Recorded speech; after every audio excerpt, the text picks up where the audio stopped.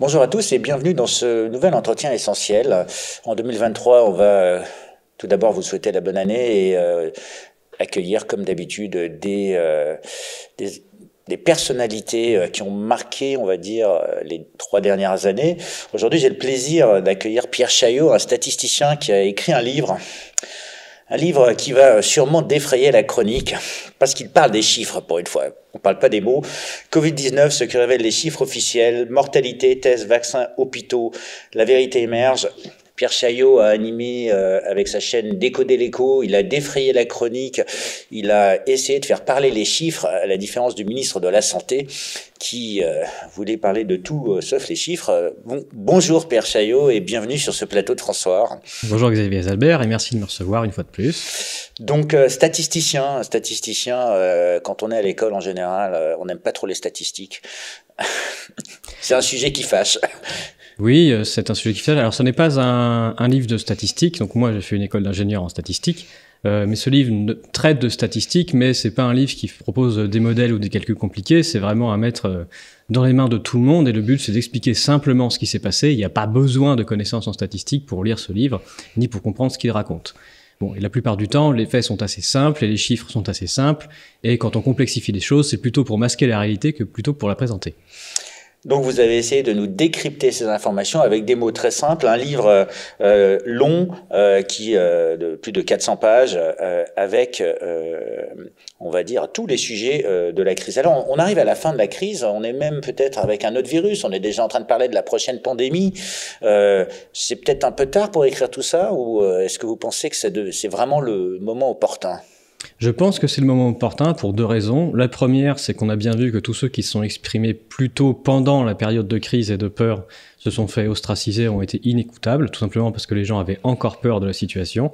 Je pense que cette peur, maintenant, elle est en train de se terminer, et le fait que la peur se termine, ça permet aux gens de réfléchir. Donc c'est le moment où il faut se poser, regarder le passé de manière calme, évaluer ce qui s'est passé, de façon à éviter de reproduire les mêmes erreurs dans le futur. Donc de ce point de vue-là, c'est pas trop tôt et je pense que c'est plutôt le moment de le faire.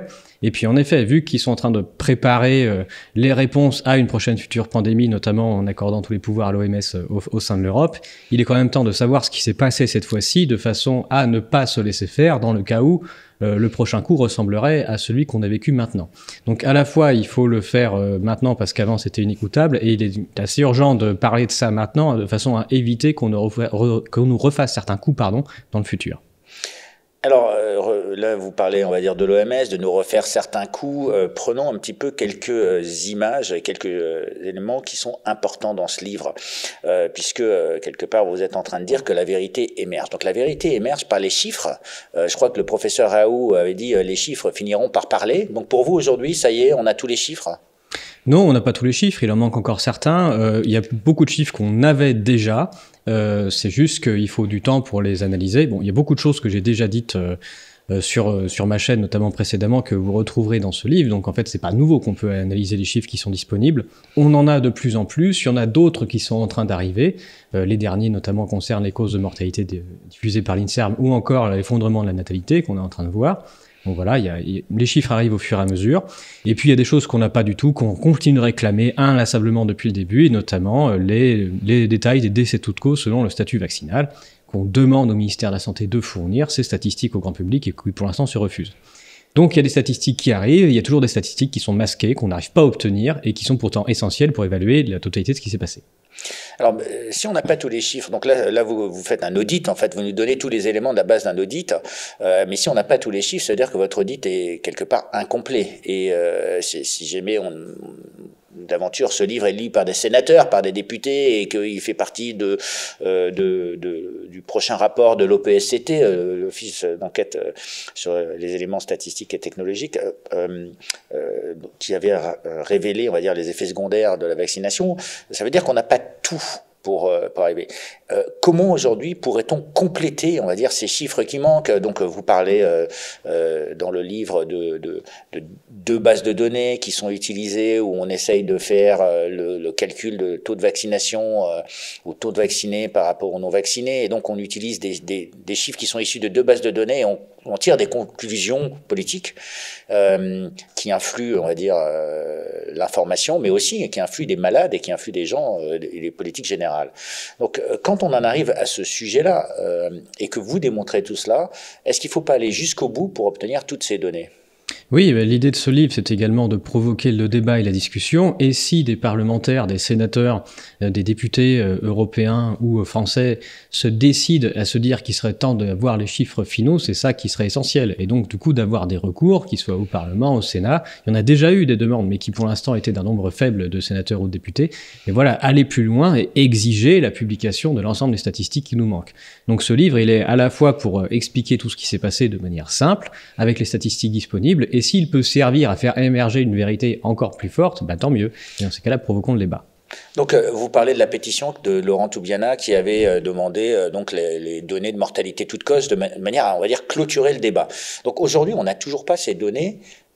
Est-ce qu'elles sont, d'après vous, faciles à obtenir ? Est-ce que donc il y a une volonté de ne pas les obtenir, ou est-ce que, en fait, est-ce qu'il y a une méthode assez facile pour les obtenir ? Il n'y a jamais rien de facile en statistique, mais le fait de normalement, quand on exige une donnée, la libération d'une donnée vis-à-vis de la CADA, pour qu'on nous la donne pas, il faut vraiment que ce soit impossible ou extrêmement cher. Et donc la CADA, c'est la Commission d'accès aux documents administratifs. On le rappelle, c'est cette instance qui donne aux citoyens la possibilité d'accéder à tout document d'ordre administratif. Et c'est un droit fondamental, puisque quand même pour savoir, quand il existe en tout cas des soi-disant documents qui nous disent pourquoi est-ce qu'on est gouverné de telle ou telle sorte, c'est quand même un droit pour les citoyens de les obtenir. Et donc on fait appel à la CADA pour obtenir les éléments statistiques, les analyses, de façon à comprendre comment sont construites les différentes lois. Bon, et là, dans ce cadre-là, en effet, on a demandé à la CADA d'obtenir les statuts vaccinaux des décès toutes causes confondues, de façon à savoir si, oui ou non, les vaccinés meuraient bien moins que les non-vaccinés. Et on n'a pas de réponse. Donc, en effet, c'est pas immédiat d'obtenir cette réponse de la part du ministère de la Santé, mais c'est très loin d'être impossible. Ils font des appariements de bases de données de manière extrêmement complexe, fastidieuse et avec des résultats de fiabilité extrêmement médiocres pour publier des articles qui sont en faveur de la politique gouvernementale. Et donc nous, ce qu'on demande, c'est pas du tout plus compliqué que ça. Les bases sont là, on demande des appariements et on demande à ce que les travaux soient faits. Donc il est absolument anormal qu'aujourd'hui on nous dise que c'est pas prévu, que c'est impossible ou quoi. La CADA prévoit bien que si c'est possible et pas avec un coût démentiel, on nous donne l'accès à ces documents administratifs que sont ces statistiques. Mais ce que vous êtes allé un petit peu plus loin, en fait, vous avez demandé accès à ces données de manière à pouvoir refaire les analyses qui ont été faites par le gouvernement, c'est ça aussi ? Oui, bien sûr, évidemment, quand on a... c'est le principe de la reproductivité et de la vérification. Quand on a des analyses qui sont faites, qui ne sont pas des analyses scientifiques d'ailleurs, c'est pas publié ni relu par les pairs, tout ce que publie le gouvernement, les analyses de l'adresse, etc. Donc quand ils publient des choses, et qu'ils apportent des conclusions qui sont en plus censées aider à nous gouverner derrière, la moindre des choses, c'est de nous fournir des données ou à des chercheurs indépendants, même assermentés s'il faut, les statistiques de façon à ce qu'on puisse refaire les calculs, vérifier qu'on arrive bien aux mêmes conclusions. C'est quand même un principe démocratique assez simple. Bon, le principe en statistique et avec les données, c'est corrélation n'est pas causalité. Donc, ce que vous êtes en train de dire, c'est que les conclusions des analyses qui ont été faites par l'adresse, sur lesquelles on en tire des corrélations et des causalités et des conséquences, on va dire, de politique sanitaire, pourraient être remises en cause ? Mais l'adresse se remet en cause elle-même au fur et à mesure qu'elle analyse ses propres données. Vous avez cité le cas du fait de l'incapacité de l'adresse à connaître le taux de vaccinés ou le taux de non-vaccinés. C'est quelque chose que je répète depuis le début quand je suis intervenu au CSI notamment, où je leur ai expliqué un certain nombre de fois que l'adresse, ce qu'elle fait, c'est qu'elle utilise deux bases de données différentes, deux sources différentes. Une source pour dire je connais le nombre de vaccinés en France parce que ce serait le nombre qui sont déclarés vaccinés auprès de l'assurance maladie, qui sont inscrits dans la base Vaxi. Donc ça, c'est une source. Et puis, je connais la population générale puisque j'ai les statistiques de l'INSEE qui me donnent la population générale. Première source administrative qui a une certaine qualité, on sait qu'il y a de la fraude à l'intérieur, des doublons, etc. Et deuxième source, recensement de la population, qui est une source statistique qui est basée sur une moyenne avec des interpolations, des extrapolations sur 5 ans. Donc absolument rien à voir entre les deux sources. Et le premier, population assurance maladie, deuxième, population résidente. Et donc l'adresse se permet depuis le début de faire un ratio en disant que ça représente un taux de quelque chose. Donc ce que je dis, c'est que c'est n'importe quoi. On fait pas comme ça en statistique. On doit utiliser la même source en haut et en bas, au numérateur et au dénominateur, de façon à être cohérent. Et s'il y a des erreurs dans une source, à reproduire les mêmes erreurs de façon à ce que, d'une part, entre guillemets, ça s'annule un petit peu au numérateur et au dénominateur. Et donc l'adresse n'a jamais fait ça, et a fini par sortir un papier le 31 octobre, où ils sont finis par se poser la question, est-ce que vraiment on connaît le taux de non-vaccinés ? Et ils ont utilisé une méthode plus propre, en utilisant des bases de l'assurance maladie, uniquement pour calculer ce taux de non-vaccinés, et plutôt que d'un taux de non-vaccinés de 7% de la population, ils sont tombés à 14%. ce qui montre la médiocrité des bases, tout simplement. Hein. C'est extrêmement difficile d'avoir des bases propres, c'est pas propre, et ils savent pas quel est le taux le taux de non-vaccinés dans la population. Et je parle même pas des faux vaccinés. Hein. C'est-à-dire que le taux de personnes donc, les faux vaccinés sont des gens qui ont fait un vaccin dans le lavabo, quoi. Dans le lavabo, qui ont acheté sur Internet un pass d'une certaine manière. Et donc voilà, donc ça, on n'en parle même pas. Mais les personnes qui se baladent avec un pass valide, on ne sait pas s'il y en a 7%, 14% ou même plus dans la population, on n'en a absolument aucune idée. Et c'est un problème puisque le ministère de la Santé, pour évaluer l'efficacité vaccinale, ce qu'il fait, c'est qu'il compare le taux de non-vaccinés dans la population générale au taux de non-vaccinés dans les hôpitaux déclarés Covid-19. Mais donc, si vous êtes incapable de savoir combien il y a de taux de non-vaccinés dans la population générale, vous êtes incapable de calculer une efficacité vaccinale, point barre. Et donc, quand au 31 octobre, l'adresse dit, en fait, on ne sait pas combien il y a de non-vaccinés dans la population, ça veut dire que la totalité des travaux de l'adresse prétendant calculer une efficacité vaccinale jusqu'ici sont tous faux. Et que pour l'instant, tout ce qu'a prouvé l'adresse est une efficacité vaccinale qui est de l'ordre de 0. Voilà. Donc on n'a absolument aucune preuve. On a un chiffre relatif, on va dire, parce que le chiffre est sorti, il est relatif par rapport, et il ne peut pas être utilisé comme valeur absolue. Mais ce chiffre relatif est faux, puisque pour calculer ce chiffre relatif, il faut connaître le taux de non-vaccinés en population générale, ce qu'ils ne connaissent pas. Donc pour l'instant, même ce chiffre relatif, il ne vaut pas autre chose que 0. Alors moi, pendant la crise, j'ai reçu beaucoup de personnes, et en France, on m'a dit que tous les autres pays faisaient pareil. Est-ce que vous êtes allé voir ce qui se passe à l'étranger, justement pour ces données? Oui, alors dans le livre, vous verrez que j'utilise des programmes qui vont chercher les données dans tous les pays européens, puisqu'on a accès aux données grâce à Eurostat, donc ça fait quand même un sacré paquet de pays. J'ai étudié aussi avec Alexandra Orion-Code et Steve Ohana les données israéliennes, donc on a aussi ça en plus. Donc bon, on a une certaine population assez large occidentale sur laquelle on peut regarder les données. Et il n'est pas tout à fait vrai que tout le monde a fait la même chose, et on voit des différences assez importantes entre les pays. Notamment, il y a un pays européen dont on parle assez peu, pourtant c'est celui-là qu'il faut regarder, qui n'a pas confiné en mars-avril 2020, et c'est pas la Suède qu'il faut regarder, c'est l'Allemagne. Et l'Allemagne, il n'y a absolument aucune trace de surmortalité sur la période. Donc l'Allemagne est entourée de pays qui confinent et qui ont des morts sur la période. Eux, ils n'ont rien. Pourtant, voilà, c'est pas une île au milieu de nulle part, c'est en plein milieu de l'Europe. Donc il y a une incohérence massive entre l'histoire racontée si on regarde pays par pays. Donc voilà, il s'est pas passé exactement la même chose selon les pays, mais on voit que ceux qui mettent en place certaines mesures extrêmement coercitives et délétères ont plus de morts que les autres. Donc voilà, c'est ce que je dis dans le livre. Il y a un moment, il faut se poser la question. Voilà, soit on a une épidémie, une prétendue épidémie à géométrie variable qui s'attaque uniquement aux pays qui mettent en place des mesures délétères, ou bien ce sont les mesures délétères qui font des morts. Alors, mais justement, on va en parler. Donc, quelque part, vous dites que la mortalité, on nous a peut-être pas tout dit et les chiffres n'ont pas totalement parlé. En tout cas, vous faites parler les chiffres. Et une des conclusions que j'ai trouvées assez forte, c'est vous dites que les mesures sont responsables de la hausse de la mortalité. Là, vous en tirez une conclusion. Moi, si jamais j'étais homme politique ou même un magistrat, que je vois ça, ça m'interpellerait à un point où j'ouvrirais une enquête. Donc, comment arrivez-vous à cette conclusion? Est-ce que vous pouvez nous dire, parce qu'elle c'est vraiment une affirmation forte.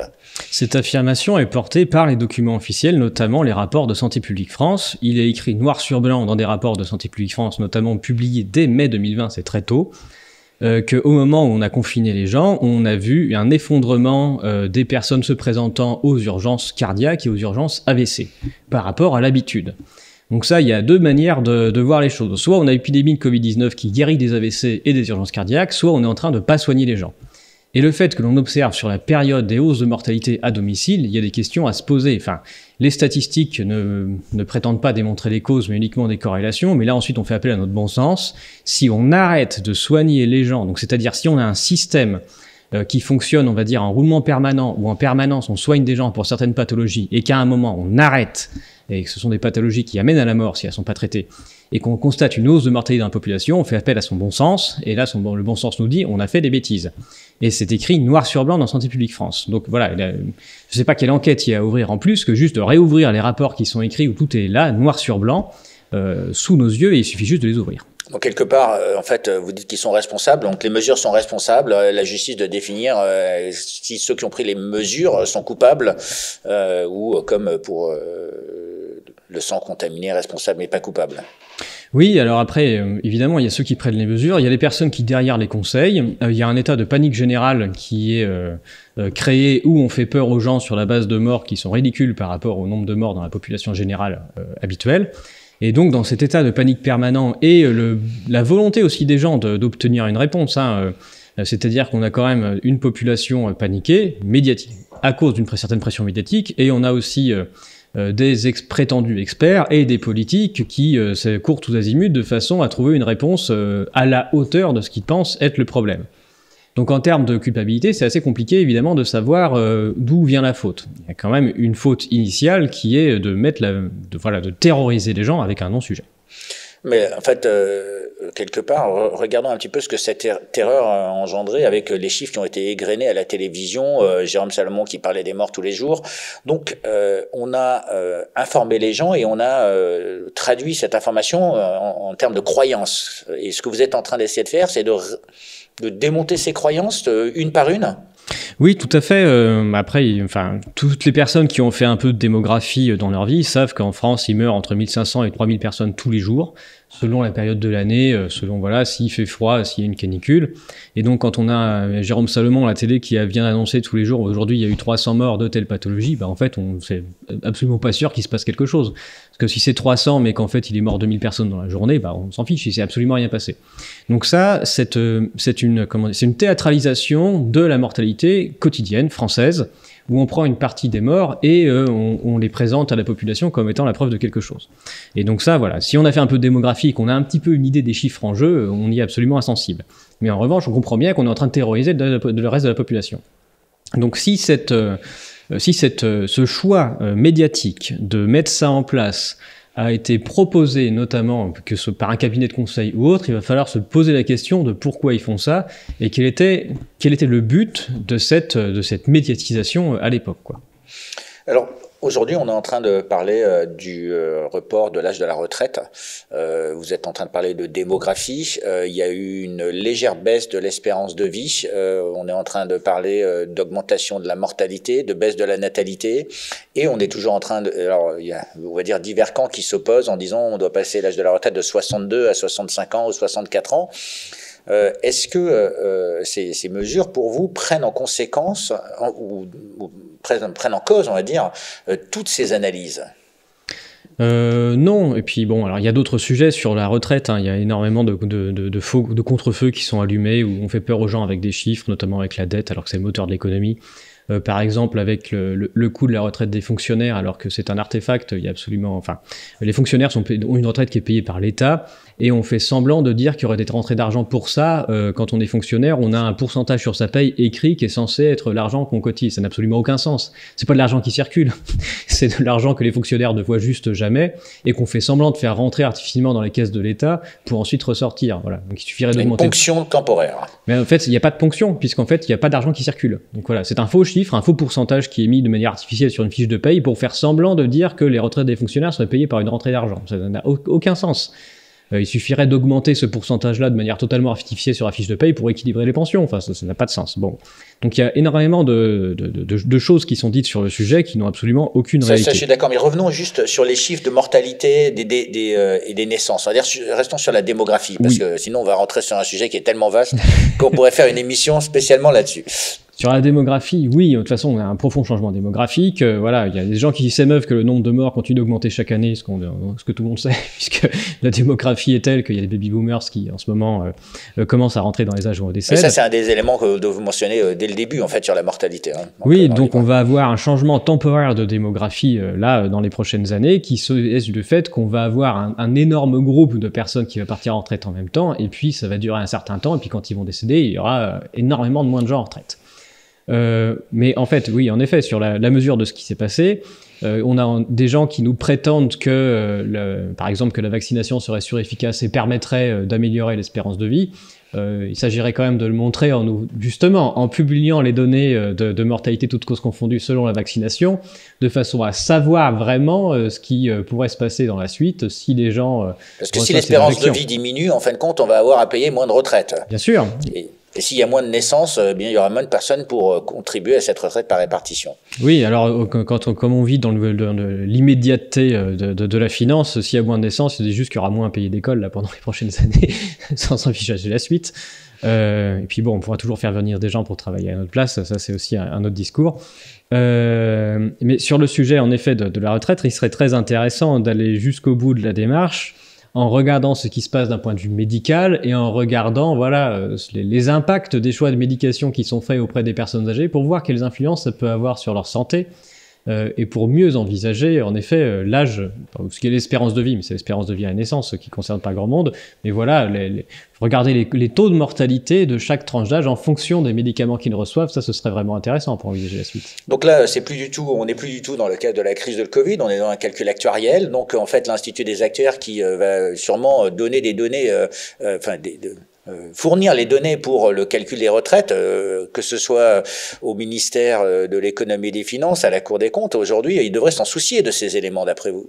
Ah oui, ils devraient s'en soucier. Si jamais ils réussissent à prouver que grâce aux bienfaits de l'industrie pharmaceutique, on réussit à prolonger la vie des gens de manière substantielle, évidemment que les gens vivent plus longtemps à la retraite, mais encore faudrait-il le montrer de manière sûre. Et puis bon, on verrait bien ce que ça donnerait s'ils ne trouveraient pas un peu l'inverse en analysant les chiffres. Donc il n'y a pas que l'adresse, il y a aussi l'Institut des actuaires qui devrait se soucier de manière à ce qu'on ait les bons tableaux et ce qu'on ait les bonnes données pour le calcul des retraites et pour prendre les bonnes décisions politiques. Surtout dans un moment où la baisse des pensions et puis l'augmentation de l'âge de départ à retraite et puis voilà toute la stratégie qui est mise en place, c'est pour pousser les gens évidemment vers la retraite par capitalisation et la retraite privée, mais dans ces cas-là, les actuaires ont vraiment intérêt à se poser la question de ce qui fait qu'une personne vit à la retraite et ça va les concerner de plus en plus. Et vivre en bonne santé ou en mauvaise santé, sachant que le coût n'est peut-être pas le même. Alors on rappelle juste que en 2020, une retraite moyenne en France, c'était 1 509 € par mois par personne, quoi, quelques 18 000 €. Donc une baisse de l'espérance de vie de 1 an ou de 2 ans peut entraîner d'énormes économies pour l'État, de la même manière qu'un départ à la retraite différé peut entraîner un gain, on va dire, à ne pas payer tout de suite. Pierre, pour revenir un peu au livre, donc ce que révèlent les chiffres officiels, il a été fini, je crois, en octobre 2022. Est-ce qu'il y a des éléments qui n'ont pas été traités, qui sont vraiment importants d'après vous, parce que vous n'avez pas eu le temps ou parce que vous n'aviez pas les données ? Il y a différentes choses. Par exemple, je pose beaucoup de questions sur le lien entre, par exemple, le fait qu'il fasse froid l'hiver et puis les hausses de mortalité. Et où je montre que voilà, je ne vois même pas l'intérêt de mettre au milieu de tout ça une autre causalité qui serait d'ordre microbienne et on va dire de propagation. Mais moi, j'ai absolument aucune arme pour discuter du sujet. C'est à d'autres personnes de se pencher dessus, mais c'est un sujet extrêmement vaste qui nourrit énormément de débats et sur lequel j'invite chacun à se renseigner, à lire d'autres livres et puis à débattre du sujet. Il y a d'autres données aussi qui arrivent au fur et à mesure, notamment il y a vraiment un effondrement de la natalité en Europe. Donc voilà, il se trouve que je recommence à regarder les différentes données qui s'ouvrent à nous. On regarde également les données de décès, ce qu'on appelle en période néonatale, c'est-à-dire dans les 28 jours qui suivent la naissance. Et on a des chiffres qui sont extrêmement inquiétants dans les rares pays qui nous fournissent les données. On remarque des pics de mortalité néonataux pendant les périodes de vaccination des femmes en âge de procréer. Donc c'est peut-être un hasard statistique, mais on voit quand même une cohérence là-dessus. Puis bon, il y a le collectif Oui Mon Cycle qui, je le précise, qui reçoit la totalité de mes droits d'auteur aussi, qui permet aux femmes qui ont des soucis menstruels suite à la vaccination de pouvoir s'exprimer et d'essayer de se faire aider. Donc voilà, tout ça, ce sont des chiffres récents, plus récents que le moment où il a été écrit. Et qui vont compléter l'analyse au fur et à mesure.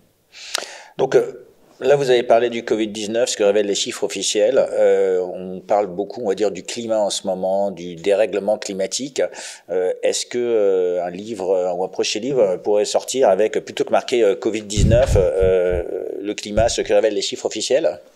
Oui, c'est évidemment une question qu'il faut traiter de la même manière, c'est-à-dire sortir de la peur et des discours convenus et puis des intérêts particuliers pour prendre à froid les données, si je puis m'exprimer sur le climat comme ça, mais les données qui sont disponibles pour nous pour faire une analyse, soit juste... Surtout qu'on nous a dit que le chaud tuait plus que le froid, alors qu'il y a eu des études qui ont prouvé que c'était l'inverse. En tout cas, c'est intéressant de dire qu'il y a 10 000 morts de la grippe, ils sont étiquetés grippe chaque hiver pendant les périodes de froid, alors que les canicules sont évidemment extrêmement rares et on a beaucoup moins de morts là-dessus. Mais voilà. Et puis le bon sens paysan dit t'as pris un coup de froid, tout simplement. Donc oui, c'est bien pendant les périodes de froid qu'on voit des vraies hausses de mortalité partout en Europe et exactement pendant ces périodes-là. Donc il y a des vraies questions à se poser. Alors il y a eu un autre livre qui est paru l'année dernière, qui était le livre Kennedy Jr., où il disait qu'il voulait que son livre soit utilisé un peu comme un registre pour les magistrats comme étant une histoire. Quand vous l'avez écrit, ce livre, est-ce que vous vous êtes penché sur les procédures juridiques? Est-ce que vous avez réfléchi aux conséquences des analyses que vous proposez et à leur utilisation potentielle dans des procédures juridiques? J'ai été contacté par certains groupes d'avocats qui veulent se servir des analyses dans des procédures juridiques. Moi, mon objectif, c'est d'être le plus transparent possible. C'est-à-dire qu'il y a mon analyse, certes, mais la totalité des données sont en ligne, et la totalité de mes programmes qui font tourner les données, qui sont les méthodes d'analyse habituelles, sont également en ligne, et chacun peut s'en saisir. Vous invitez tout le monde à venir refaire les analyses. Voilà, j'invite tout le monde à refaire les analyses, et donc si des groupes veulent s'en servir pour mettre en place des procédures, eh bien qu'ils sont libres de le faire. Moi, je m'inscris pas dans une procédure judiciaire où vous ne me verrez pas signataire de ce genre de choses, tout simplement parce que je ne suis pas forcément certain que le monde judiciaire soit complètement indépendant du pouvoir politique, et donc je ne suis pas du tout certain de l'issue de ce que ça va donner, et puis que je n'ai pas de temps à perdre personnellement à passer mon temps dans les tribunaux. J'ai mieux à faire, je préfère faire des analyses et être utile à faire des analyses plutôt qu'à passer du temps à me défendre d'un point de vue juridique. Alors vous dites que vous n'êtes pas certain du monde juridique, est-ce que vous êtes certain de vos analyses ou c'est pour ça que vous invitez les gens? Non, je suis certain de mes analyses et c'est pour ça que j'ai absolument aucun problème à inviter les gens à venir tout vérifier avec moi. J'ai eu c'est arrivé assez rarement, mais j'ai eu des chercheurs, j'en ai même un qui m'a contacté en me disant j'étais persuadé que vous disiez n'importe quoi, j'ai téléchargé les données, j'ai refait tous les calculs et je tombe sur les mêmes résultats que vous. Ce qui me paraît assez normal, puisque si on a les mêmes chiffres au départ et qu'on applique les mêmes formules, on tombe sur les mêmes résultats, c'est la beauté des mathématiques. Alors vous aviez donc une préface qui est faite par Laurent Muchelli, directeur de recherche au CNRS, la postface de Laurent Toubianin, épidémiologiste et chercheur à l'INSERM, qui finit le livre en disant « La vérité est en marche, rien ne l'arrêtera plus ». Oui. Mais la vérité est en marche, elle ne l'arrêtera plus. Mais est-ce qu'elle touchera tout le monde? C'est bien ça qui est la question. Je pense que, comme je l'ai dit, on a passé la période de sidération où on était complètement inaudible si on disait autre chose. Maintenant que la situation est calme, on peut commencer à discuter. On voit même certaines personnes qui se repentent en disant « j'ai peut-être un peu exagéré pendant la période ». Voilà, donc profitons de ce moment pour discuter calmement. Après, il y a tellement de personnes qui ont exacerbé les peurs, qui ont raconté des choses atroces sur les non-vaccinés ou bien sur l'irresponsabilité des gens pendant cette période, que eux, je les vois mal. Après, ce serait une marque d'intelligence exceptionnelle, de réussir à faire amende honorable sur ce qu'ils ont dit en se posant maintenant. Donc il y a tellement d'intérêts particuliers, et puis Big Pharma, ça pèse tellement lourd en termes financiers, que voilà, la vérité est en marche sur les personnes qui souhaitent la découvrir. Et bon, j'invite tout le monde à se poser des questions, tout simplement, et puis voilà, à diversifier ses sources et à lire. Voilà. Est-ce que ça atteindra la totalité de la population? Est-ce que ça fera tomber le système? Seule l'histoire nous le dira. En tout cas, il faut continuer à y travailler, à parler aux gens et à leur expliquer les choses. Et puis chacun doit être libre de penser ce qu'il veut. C'est quand même ça la démocratie. Alors, vous avez été invité par certains médias. Est-ce qu'il y a des médias mainstream qui se sont intéressés justement à ce livre pour que ça touche le plus grand nombre? Alors pour l'instant, j'ai pas de retour. Jusqu'ici, à chaque fois que je me suis exprimé et que ma parole a été un peu vue, j'ai plutôt eu des retours de bâton de la part des médias mainstream qui se sont donné un rôle qui était de soutenir les décisions gouvernementales de manière très claire. C'est même la directrice de BFM qui l'a dit directement en demandant son aval au gouvernement. En faisant de la bien-pensance, c'est-à-dire en croyant qu'on vivait une pandémie mortelle, qu'il fallait protéger les gens malgré eux, et donc on préférait leur donner un discours le même unique de façon à les protéger. Voilà, ces médias feront-ils amende honorable? Feront-ils, comme le préconise la ministre de la Culture, de diversifier la parole pluralisme, de garantir le pluralisme. Garantir le pluralisme, voilà, j'en serai le premier heureux, mais surpris. Seul l'avenir nous dira ce qu'on a le droit de dire sur ce sujet-là. J'ai l'impression que le pluralisme a du mal à s'adresser sur cette espèce de précaré qu'est le Covid-19, sur lequel il y a 15 discours uniques, en tout cas, qui est pour l'instant validé gouvernementalement. Donc Pierre, vous avez dit tout à l'heure que vous faites le don de tous les droits à la fondation Où est mon cycle, donc que nous avons reçu sa fondatrice Mélodie Ferron, qui vient en aide aux femmes qui ont subi de graves perturbations hormonales suite à la vaccination. Je vous ai pas posé une question. Vous avez fait tout ça pourquoi? Vous êtes pour l'argent, pour... J'ai pas touché le moindre centime de tout ce que j'ai fait depuis le début. Il y a aucune pub sur ma chaîne, ni d'aucune sorte. La totalité des articles que j'ai pu écrire, un certain nombre, je les ai fournis gratuitement aux médias qui ont bien voulu les publier. Ce livre, il est écrit tout de même de manière bénévole également, je ne touche pas le moindre centime, donc j'ai pas fait ça pour l'argent.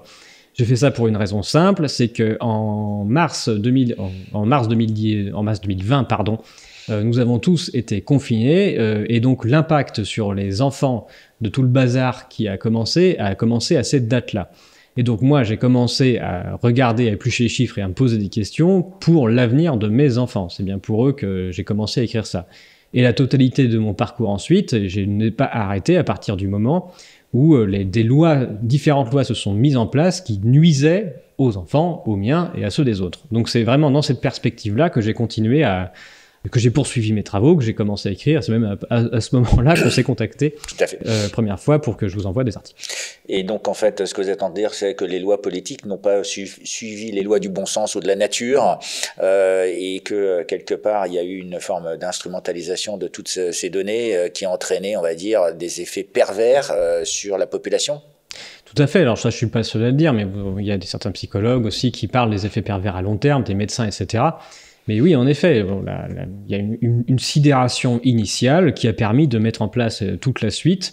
Puis bon, il y a aussi un désastre économique évidemment derrière, avec l'État paiera et toutes les conclusions que ça a derrière, ce qui rend ridicule le débat sur la retraite aujourd'hui, parce que les quelques milliards que ça concerne par rapport aux milliers de milliards qui ont été dépensés à l'époque, ça n'a absolument rien à voir. Enfin bref, donc là, puis bon, les catastrophes, les entreprises qui ferment, etc.